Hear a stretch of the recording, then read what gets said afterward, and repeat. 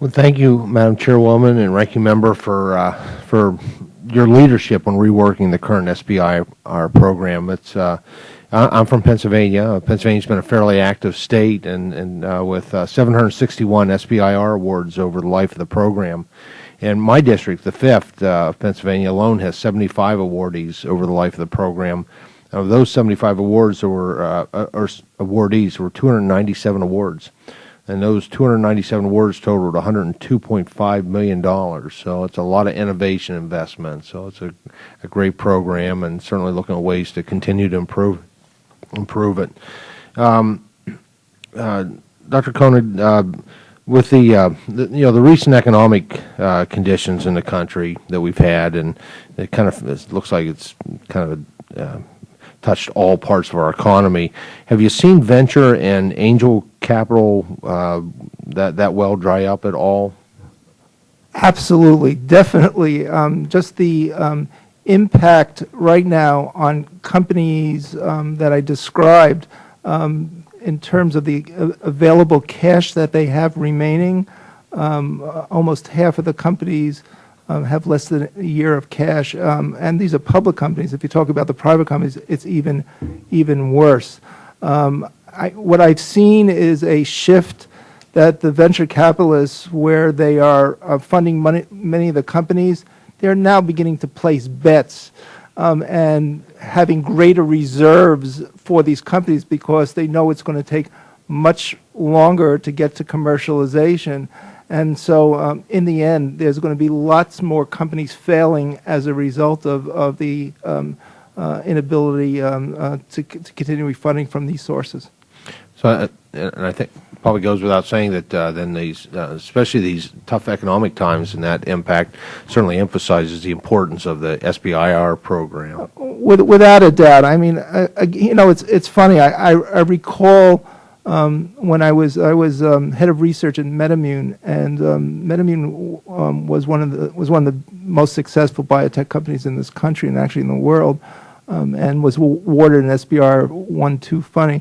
And I remember commenting specifically that I called the SBIR program the jewel of the government. I really believed at that time that the government did everything right.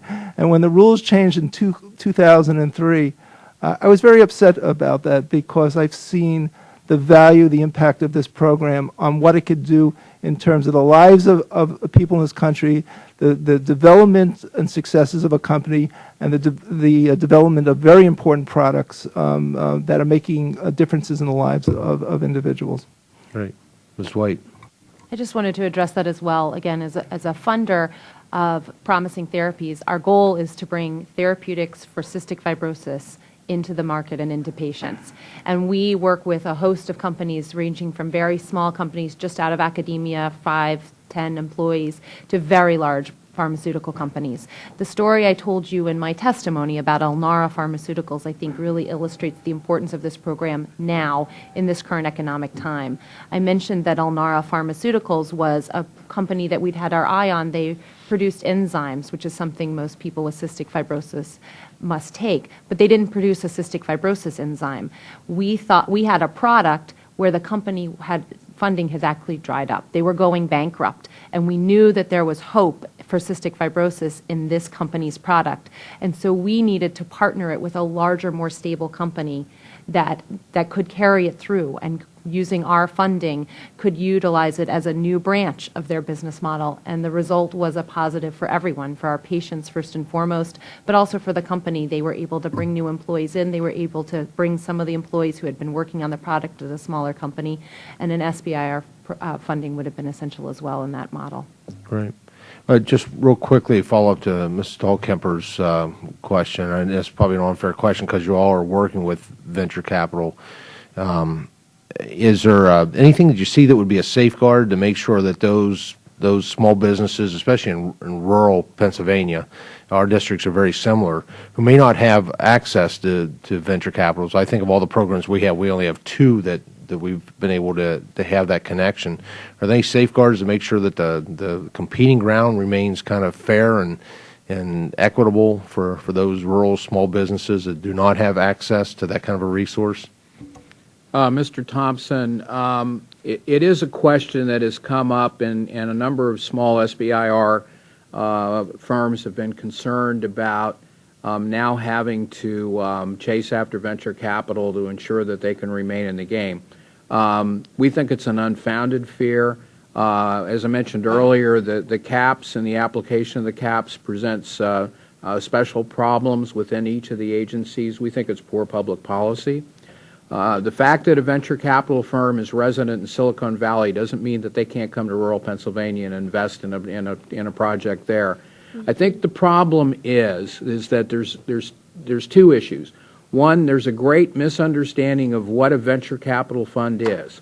The National Academy of Sciences study that was just recently completed indicated that SBIR firms without VC funding were actually more successful at commercializing than were VC-backed companies. And that may change in the future, but that was certainly the case in the past. The second thing that needs to be done, and this legislation provides for that, it provides for tools that will require the agencies to report back in terms of actual contract behavior showing what has happened in the community between VC-backed firms and non-VC-backed firms. And secondly, it provides for an opportunity to have SBIR companies be introduced to outside potential funding sources. And I'll give you a good example of that, and I'll be brief. We're working with the Air Force Research Lab right now at Wright-Patterson Air Force Base in Dayton, who has selected Lintech as a company that will be introduced to a number of venture capital companies that are being brought to AFRL so that those firms can see the kinds of technologies that the Air Force has been paying for.